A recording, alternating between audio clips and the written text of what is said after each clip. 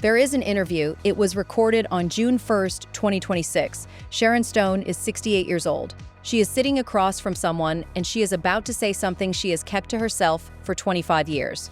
Not because she wanted to, because she was legally required to.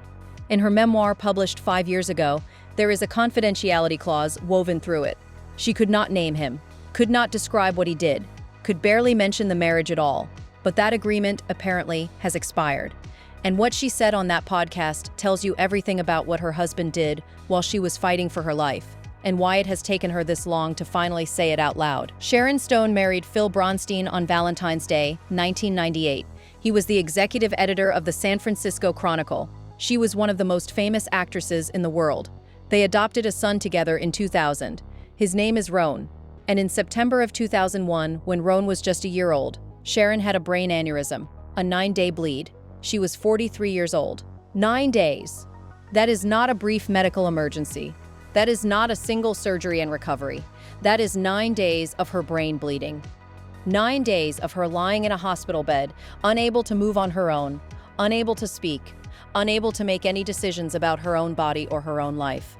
9 days of machines breathing for her, of doctors monitoring whether the bleeding would stop or whether she would die.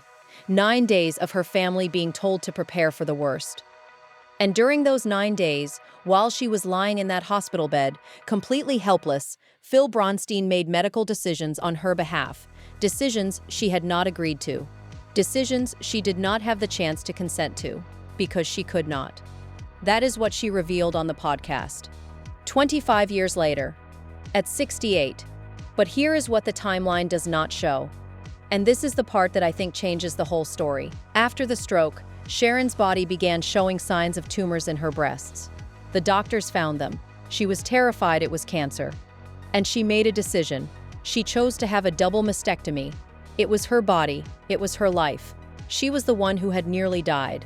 And Phil Bronstein refused to support that decision. He was, in her words on that podcast, more mad about the breasts being removed than he was about her possible cancer.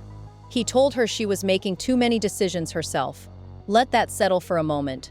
She had just survived a brain hemorrhage that nearly killed her, and when she made a medical choice to protect her own life, he was angry. Not worried. Angry. Because she had made the decision without asking him first. There is something deeply disorienting about realizing that the person who is supposed to protect you during the worst crisis of your life is more concerned with control than with your survival. And I think if you have ever been in a situation where someone made your health about them instead of about you, you understand exactly what Sharon must have felt. Not betrayal, yet. Disbelief. Because the hardest part of being blindsided is that you had no reason to see it coming. Phil Bronstein filed for divorce in 2003. Sharon was still recovering, still rebuilding her strength, still learning how to be herself again after the stroke had changed her brain, her body, her entire sense of who she was, and he filed. The divorce was finalized on January 29, 2004. They had joint custody of Roan at first, shared, equal, and Sharon thought that was the end of it. The worst part was over. She could focus on her son, on her recovery, on building a life that was hers again. But it was not over. Now, this is where the story takes a turn I genuinely was not expecting when I started researching this, and I want you to sit with this for a moment, because it is not what the headlines told you at the time. 7 years after the stroke, 7 years after Phil Bronstein had watched Sharon nearly die, had made medical decisions for her without her consent, had been angry about her choosing to save her own life. 7 years after all of that, Sharon petitioned to have Roan live with her full-time in Los Angeles. She wanted her son with her. She was his mother, and a judge in San Francisco gave primary physical custody to Phil Bronstein instead. 2008. Roan was 8 years old, and Sharon lost him. The judge cited her tendency to overreact to Roan's health issues, cited her Los Angeles location away from San Francisco where Phil was based. But Sharon, on that podcast in 2026, said something else. She said she believes she lost because Phil Bronstein used his influence as a prominent San Francisco newspaper editor to sway an elected San Francisco judge. That is what she now says. Whether that is true, we will never know for certain. But that is what she believes happened. And what it cost her is not theoretical. It is documented. Can you imagine what that day felt like? Not the courtroom moment itself, the moment after, When you walk out of a building alone and you realize your child is going to grow up somewhere else, that you will see him on weekends, on holidays, when the schedule allows, that someone else will put him to bed most nights, that you will miss years of him, not because you walked away, because a judge decided you were not fit. That is the kind of loss that does not heal cleanly. It just becomes part of how you carry yourself through the world. Quieter, smaller, trying not to take up too much space because someone already decided you took up too much. In her memoir, she wrote this, and I want you to hear her own words, because I think they tell you what this really did to her. After I lost primary custody of Roan, I could not function. I just lay on the couch. I was so damn tired. I slept every afternoon. I just could not get up. That is not dramatic language. That is not a performance. That is a woman who has been hollowed out, who gave everything she had to survive a brain hemorrhage, to recover, to rebuild herself, to be a mother, and then had her child taken from her anyway. And the man who took him was the same man who had been more concerned with her breasts than with her cancer. The same man who had made medical decisions for her without her permission. The same man who filed for divorce while she was still learning how to walk again. Somewhere in all of this, she was still a mother. Still getting up every morning, even when she said she could not. Still showing up even when the legal system had decided she was the problem. And I think we all know someone like that. Someone who kept going quietly, who absorbed everything, who never made a scene. Sometimes we have been her. Sharon also wrote this in her memoir. I fought for my son. I played a very long, very difficult game of custody chess for 13 years. 13 years. Court battles. Lawyers. A public divorce playing out in slow motion. Protecting her son while the legal system told her she was unfit. Silence. Because she had to be silent. Because the confidentiality agreement bound her. And now, here is the part I promised I would get to. The part that I think is the real heart of this story. When Sharon Stone published her memoir in 2021, it was called The Beauty of Living Twice. It is a book about surviving the stroke, about rebuilding her life, about everything she lost and everything she found again. And in that book, she could barely mention Phil Bronstein. She could not name what he did. She could not describe the medical decisions, the anger, the custody battle.